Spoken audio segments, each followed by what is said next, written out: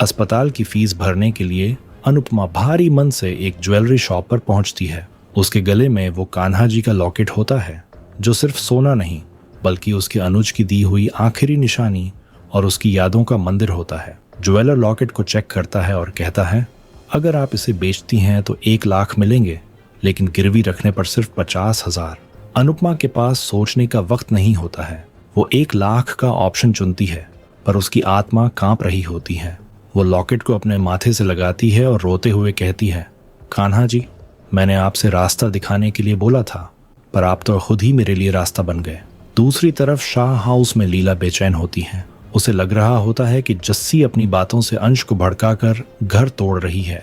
बापूजी उन्हें समझाते हैं, जस्सी ने ही हमारा घर बचाया है, तेरा डर सिर्फ वहम है। तभी माही गुस्से में अपना पर्स पटकते हुए घर आती है। वो रोते हुए बताती है कि गौतम ने फिर वही नीच हरकत की। सारी डिजाइन और मेहनत माही की थी, पर क्लाइंट्स के सामने क्रेडिट गौतम ले गया। लीला कहती हैं कि पैसे तो मिल ही रहे हैं, तो क्रेडिट के लिए क्यों लड़ना। लेकिन बापूजी उसे हक के लिए लड़ने की प्रेरणा देते हैं। तभी पाखी अपनी बिजनेस वुमन वाली एंट्री मारती है। वो माही को सलाह देती है, तू अपना ब्रांड बना, मैं तेरी डिजिटल मार्केटिंग और पीआर संभालूंगी, लेकिन मैं अपनी फीस लूंगी, क्योंकि मेरे सपने बहुत बड़े हैं और मैं दूसरों के सपने पूरे करने में भी यकीन रखती हूँ। दूसरी तरफ पॉल और रोजी की रातों की नींद उड़ चुकी होती है। पॉल बताता है कि जया बच गई है। रोजी को डर है कि कहीं जया सब सच ना उगल दे। पॉल कहता है वो कुछ नहीं बोलेगी, और अगर डर लग रहा है तो जाकर उस जया को फिर से धमका दे या फिर पुलिस के सामने सरेंडर करने के लिए तैयार रहे। दूसरी ओर अस्पताल के कमरे में अनुपमा जया के पास बैठी होती है। वो हार मानने को तैयार नहीं होती है। वो जया को बोलती है, उठ जा बेटा, देख शाम को ऐसे नहीं सोते, मैंने तेरे इलाज के पैसे भर दिए हैं, अब बस तू आंखें खोल दे। अनुपमा फोन पर जया का पसंदीदा गाना चला देती है। बंकू जो पास ही सो रहा होता है वो जाग जाता है और अनुपमा की ममता को देखता है। तभी चमत्कार होता है, जया गाने की धुन पर धीरे धीरे गुनगुनाने लगती है। अनुपमा और बंकू की खुशी का ठिकाना नहीं रहता। अनुपमा भगवान के नाम का जयकारा लगाती है।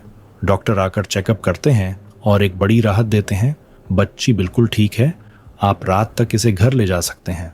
बंकू खुशी खुशी दिग्विजय को खबर देने के लिए घर जाता है। जया अनुपमा से माफी मांगती है कि उसने सबको डरा दिया, पर अनुपमा उसे सीने से लगा लेती है और प्यार से कहती है, अब बस आराम कर, हम बाद में बहुत सारी बातें करेंगे। अनुपमा डॉक्टर के साथ दवाइयां समझने चली जाती है, पर उसका मन अपनी जया के पास ही अटका रहता है।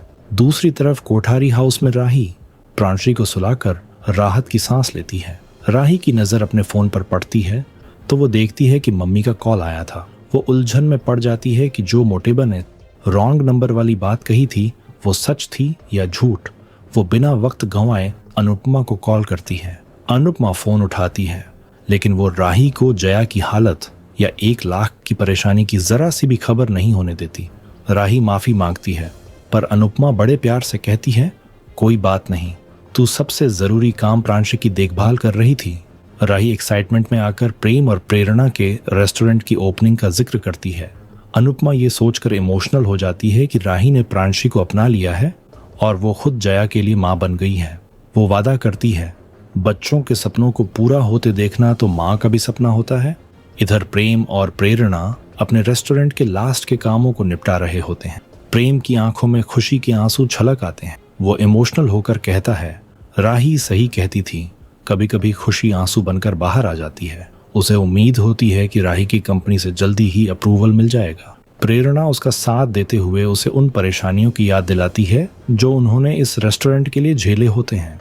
प्रेरणा जब बड़े लोन की बात करती है तो प्रेम थोड़ा घबरा जाता है, लेकिन फिर वो हिम्मत जुटाकर कहता है, रेस्टोरेंट शुरू होते ही हम सारी किस्तें चुका देंगे और देखना 1 साल के अंदर हमारा रेस्टोरेंट टॉप 10 में होगा। प्रेरणा अपने पिता को याद करती है, पर अपनी माँ को बुलाने से साफ इनकार कर देती है। उसके लिए अनुपमा ही सब कुछ है। दोनों जोश से भर जाते हैं। वो अब दुनिया को अपनी काबिलियत दिखाने के लिए तैयार होते हैं। दूसरी ओर अस्पताल के कमरे में जया अकेली होती है। तभी दरवाजा धीरे से खुलता है और रोजी एक नर्स की तरह अंदर चली आती है। जया पीछे मुड़ती है और रोजी को देखते ही उसके गले से चीख निकलने वाली होती है, पर रोजी झट से उसका मुंह बंद कर देती है। रोजी की आंखों में दरिंदगी झलक रही होती है। वो जया के कान में धीरे से कहती है, अगर तूने अनुपमा को कुछ भी बताया कि उस फैक्ट्री में क्या हुआ था, तो याद रखना मैं तेरी उस अनुमा को भी उसी फैक्ट्री के अंदर बंद कर दूंगी। तू तो बच्ची थी, बच गई, पर तेरी अनुमा बूढ़ी है, वो वहां तड़प कर मर जाएगी और कभी लौट कर नहीं आएगी। जया डर के मारे कांपने लगती है। उसकी मासूम आंखों में अपनी अनुमा को खोने का खौफ साफ दिखता है। वो मजबूरी में रोजी की शर्तें मान लेती है। उधर अनुपमा दवाइयां लेकर कमरे की तरफ ही आ रही होती है। वो रास्ते में एक नर्स से बात करने के लिए रुक जाती है। कमरे के अंदर रोजी ने जया को पूरी तरह काबू में कर रखा होता है और बाहर अनुपमा के कदमों की आहट सुनाई दे रही होती है। रोजी आखिरी बार जया को धमकाती है, तुझे मेरी बात समझ आ गई है ना? एक भी शब्द बोला तो तेरी अनुमा की जान जाएगी। रोजी कमरे से बाहर निकलते ही अनुपमा के सामने आती है, पर अनुपमा फाइलों में उलझी होने के कारण उसे देख नहीं पाती। जैसे ही अनुपमा अंदर पहुंचती है, वो देखती है कि जया थर थर कांप रही होती है।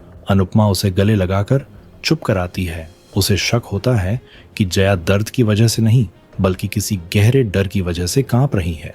वो जया की हिम्मत बढ़ाते हुए कहती है, तू तो मेरी स्ट्रांग बच्ची है ना, तेरी अनुमा तुझे सब लोगों से बचाकर रखेगी। मैं तुझसे पिंकी प्रॉमिस करती हूँ। लेकिन जब अनुपमा उस आंटी और फैक्ट्री के बारे में पूछती है, तो जया को रोजी की धमकी याद आ जाती है। जया झूठ बोल देती है, मैं किसी आंटी के साथ नहीं गई थी, स्कूल के प्रोजेक्ट के लिए सेल लाने जा रही थी, तभी फैक्ट्री दिखी और मैं अंदर चली गई। अनुपमा जया की आंखों में पल रहे डर को पढ़ लेती है। वो जानती है कि उसकी बच्ची झूठ बोल रही है, पर वो उसे और डराना नहीं चाहती। अनुपमा सोचती है, बच्चे जब झूठ बोलते हैं तो माँ को पता चल ही जाता है, मेरी जया इतनी बड़ी बात क्यों छिपा रही है। दूसरी तरफ शाह हाउस में माहौल मिला जुला होता है। ईशानी और माही ने मिलकर प्यार से खाना बनाया होता है। बापूजी खुश होकर ईशानी को इनाम देते हैं, पर ईशानी सारा क्रेडिट माही को देती है। बापूजी हंसते हुए कहते हैं कि अनुपमा ने सबको सिखाया है तो वो उसे भी इनाम देंगे। तभी लीला हमेशा की तरह अपने तीखे अंदाज में माही को मेहमान कहकर ताना मारती है। बापूजी मजाक में लीला से कहते हैं, ऐसा लग रहा है जैसे तुमने नाश्ते में करेला खाया है। तभी जस्सी और माही के बीच काम की अहमियत को लेकर बहस छिड़ जाती है। जस्सी अपने प्रोफेशनल वक्त की कद्र करती है, जबकि माही को लगता है कि रिश्तों में वक्त का हिसाब नहीं होता। लीला मन ही मन दोनों के घर से जाने का इंतजार कर रही होती हैं, जबकि अंश इस गृह युद्ध को शांत करने की नाकाम कोशिश करता है। आने वाले एपिसोड में देखने को मिलेगा, स्टोरी अब एक ऐसे मोड़ पर आने वाली है जहां प्रेम और राही की जिंदगी का सबसे बड़ा दिन होगा, उनके रेस्टोरेंट की ओपनिंग। राही गर्व से प्रेम को बताती है, तुम बहुत लकी हो कि तुम्हारी अनुपमा ही तुम्हारे रेस्टोरेंट का इंस्पेक्शन करने आ रही हैं। प्रेम को पूरा भरोसा होता है कि उसकी अनुमा उसके सपनों को पंख देगी, लेकिन तभी महाधमाका होता है। अनुपमा इंस्पेक्शन के लिए पहुंचती है। वो वहां की कमियों और नियमों की अनदेखी को देख लेती है। एक तरफ प्रेम का सपना होता है और दूसरी तरफ उसके अटूट उसूल। अनुपमा का दिल टूट रहा होता है, लेकिन फिर भी वो लाइसेंस रिजेक्ट कर देती है। जैसे ही प्रेम और राही रिजेक्शन लेटर देखते हैं, उनके पैरों तले जमीन खिसक जाती है। राही अनुपमा पर बहुत ज्यादा चिल्लाती है। आपको क्या लगता है, क्या अनुपमा ने लाइसेंस रिजेक्ट करके सही किया, या फिर नियमों का उल्लंघन होने के बाद भी उसे अप्रूवल दे देना चाहिए था? कमेंट करके जरूर बताएं।